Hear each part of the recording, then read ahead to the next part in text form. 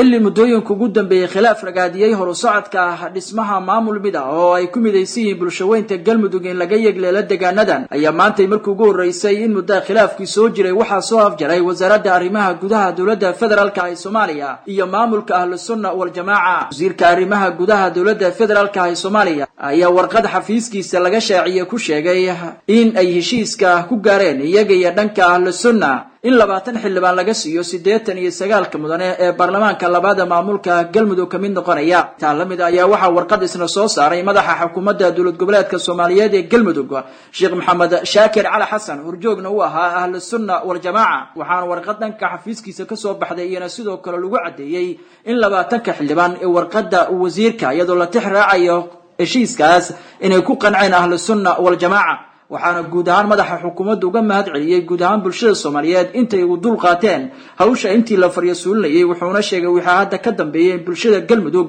oo mid loo istaagayo si loogu dhisi lahayo maamul ay ku midaysan yihiin. haddaba si arintaasan xog dheer uga helno ayaan waxayna microphone-ka TV-ga Kalsan aynu la dhax qaadnay bulshaweynta reer Galmudug waxayna nala wadaageen dareenkooda ku aadan heshiiska la gaaray. Soomaalidu dhinac heshiisay bay ka dhigan tahay cilmadayadii Ahlus Sunnah iyo dawladda federaalku haday heshiiyeen oo maamulka Galmudug la dhisayo oo sidii loo dhisay lagu heshiiyay wax la heli kara ma aha. farxad baanu maanta dilaacsana sababtoo ah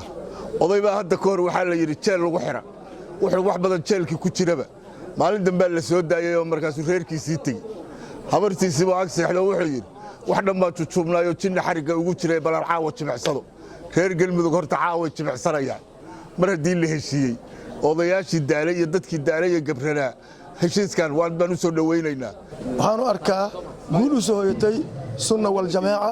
iyo dawladda. waxaan u arkaa dadka reer Galmudug inay caawa ku seexanayaan ku naaloonayaan in dawlad loo dhigo rajo weyn ka qabaan in dawladdu u dhisanto. waxaan Ilaahay ka rajaynayaa in dawladdu u dhisanto oo dhaba isla wada qaadaan. maanta waxa la qaaday cagta la saaray wadadii cusbeed cagta saarnayay way ilaahayna waxaan ka baryaynaa in Ilaahay weynayo waaxidahay oo arintaas oo sahlan sida Allah uga dhigay in Ilaahay u ahayo. waxaan rajaynayaa in odayaasha dhaqankana Ilaahay baan idinku dhaariyaa soo xulinina xildhibaana wax qorin oo wax aqrin una damqanayn dadka iyo deegaanka uu ku matalo xildhibaanka uu lacag uu ka soo xilka soo ma gadanin dada u dhiibtay dadka u dhiibtay oo oonka iyo gaajada iyo waxbarasho la'aanta iyo caafimaad la'aanta qaba oo wadooyin la'aanta hayso oo dekada haysan oo aeroboor qurux badan haysan xildhibaan aan ka shaqeynayno shuruucda meel marinaynin ha soo xulinin labadiina dhinacba.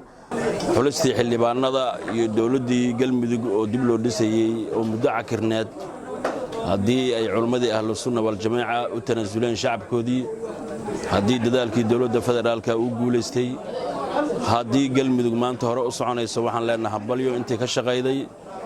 dhammaan ka qaybgalayaashii madaxa xukuumadda hogaamiyaha guud Ahlus Sunnah ra'iisul wasaaraha madaxweynaha Soomaaliya xildhibaanada wasiirada ganacsatada culimada beesha caalamka dhammaan intii qayb ka geysatay waxaan leenahay hambalyo. Cabdi Jamaal Macalin Ahmed Kalsan TV Dhuusamareeb.